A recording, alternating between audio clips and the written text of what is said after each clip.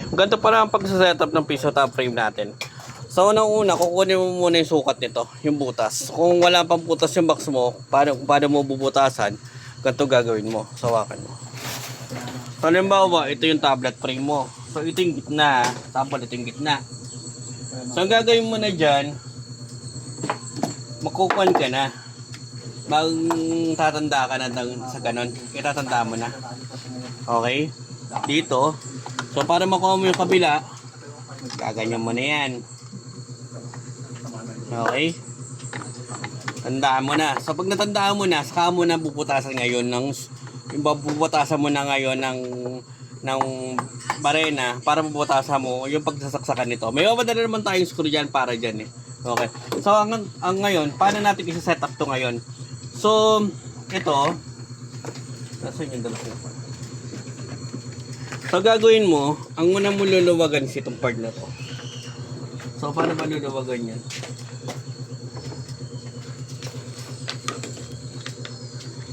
So gagalimin mo lang naman ito.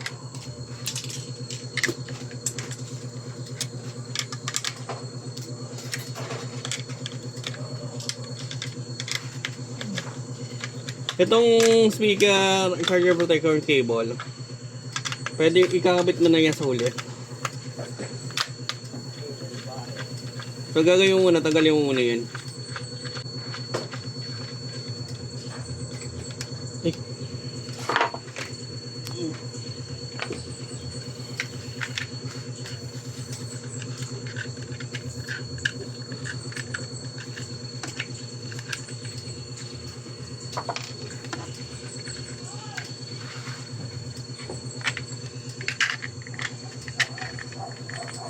Okay.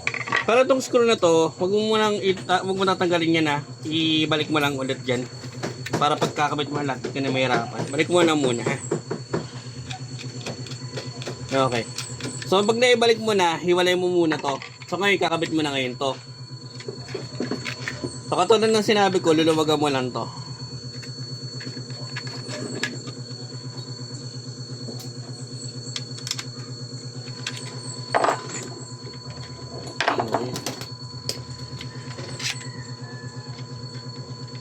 Okay. So pag maluwag na yan, ilalagay mo na ngayon yung tablet. So kahit anong size naman ng tablet to, walang problema.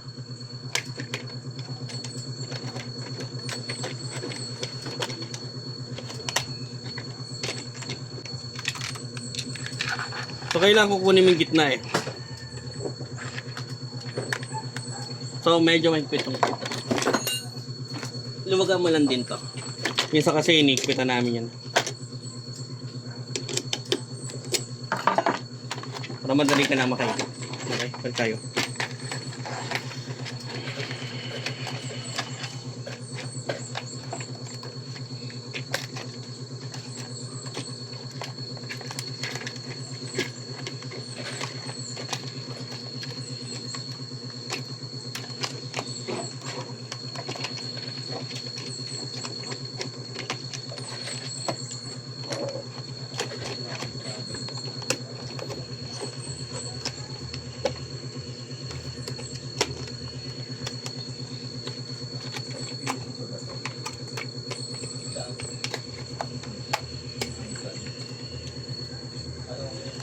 So ito, ayusin mo lang yan.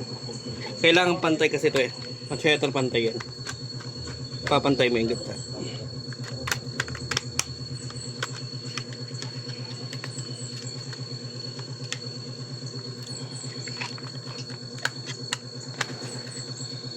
Yan.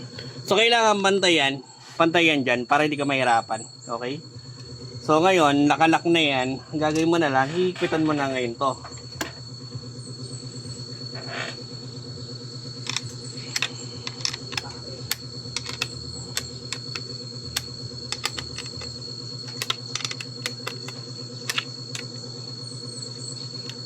Okay.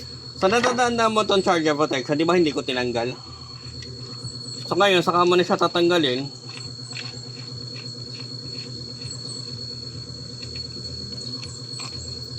Para may kabit mo ngayon yung sa cable.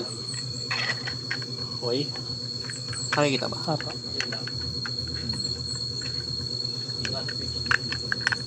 Okay. So, sasabit mo na lang ng ganyan. Then, saka mo siya ilalak.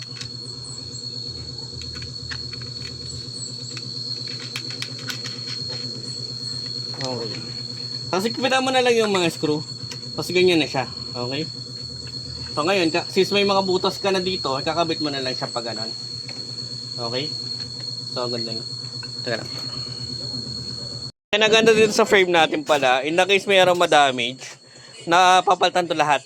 So kung may na-damage man dyan sa alimang mga parts dyan, sabihin mo lang sa amin kung ano yung na-damage, then papadala kami ng replacement parts. Yung kinaganda sa frame natin. So hindi yan disposable lang pag may nabasag sa lalo na sa ilalim, tapo na lang. So ito kasi hindi. Kumbaga all parts replaceable to. Nakanaganda sa frame natin.